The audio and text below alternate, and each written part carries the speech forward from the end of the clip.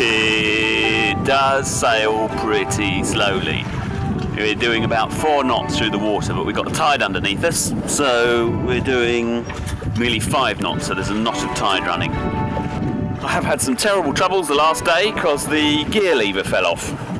It had been repaired at some stage. So I'm travelling this way. There we go. And other people are travelling that way. Each to their own, eh? Most of the coast between Littlehampton and Newhaven is rather too well developed for my liking. The towns and houses nestle along the shore, shoulder to shoulder with just the odd snatches of greenery in between. There's Brighton, disgraceful place. I'm afraid it's just like a kind of suburb of London, only 60 miles displaced. Although I'm told it's got great shops if you like shopping. It's a town that thinks it's better than it really is. It has a beach and seashore that the inhabitants all but ignore. It was a glorious place. It also had 2 glorious piers.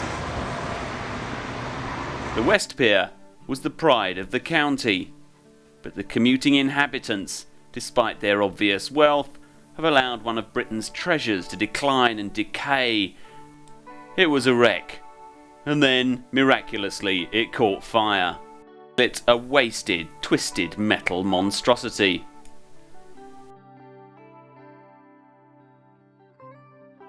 But there's hope. The artistic, thoughtful inhabitants are working on some sort of replacement. A lightsaber. Giant, coloured, phallic symbol sticking hundreds of feet into the air. That'll be nice, won't it? But any town as rich as Brighton that lets its pier go to rack and ruin doesn't deserve anything more than the title of a suburb. Brighton. I'm heading for Newhaven. No idea what it's like, so I'm prepared to be surprised. I'd much rather go to somewhere I haven't been than somewhere I have been. It's about 24 miles today and then 30 miles the day after.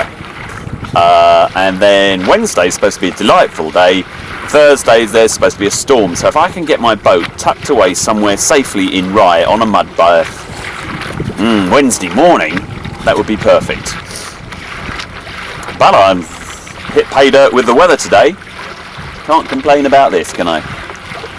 I've got 4 or 5 layers on, but even so, I'm not really cold. It's cold around the ears, that's all.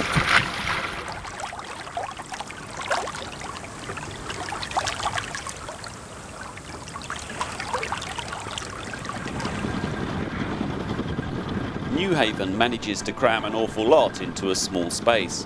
It's got a marina. It's a bit on the cheap and cheerful side, but that's a good thing provided that it manages to do both. And it does. There's nearly always something going on in Newhaven. The port has a thriving fishing fleet. The boats are good, the gear's neatly stacked, and the fish market is newly built. The boats are clearly busy. The port has a scrap metal wharf. Most of it goes to China. Some of the scrap will return to the UK once it's been utterly transformed into desirable consumer goods such as TVs and cars. There's also a dredger that brings sand and gravel into the wharf on the other side of the road bridge.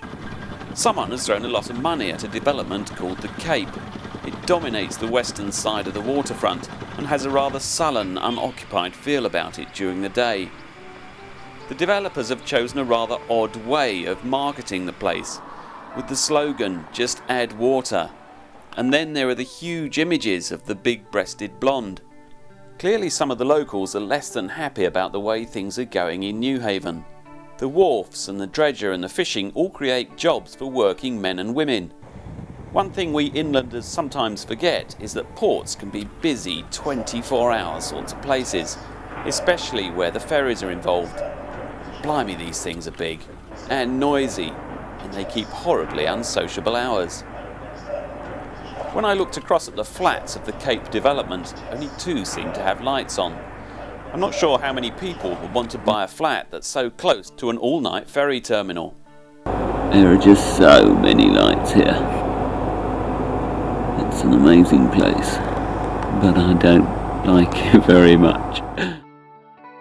It will be interesting to return to Newhaven in 10 years' time to see how it's managed to cope with reconciling the rights of working men to have jobs with the rights of rich people to own apartments with a view of the sea.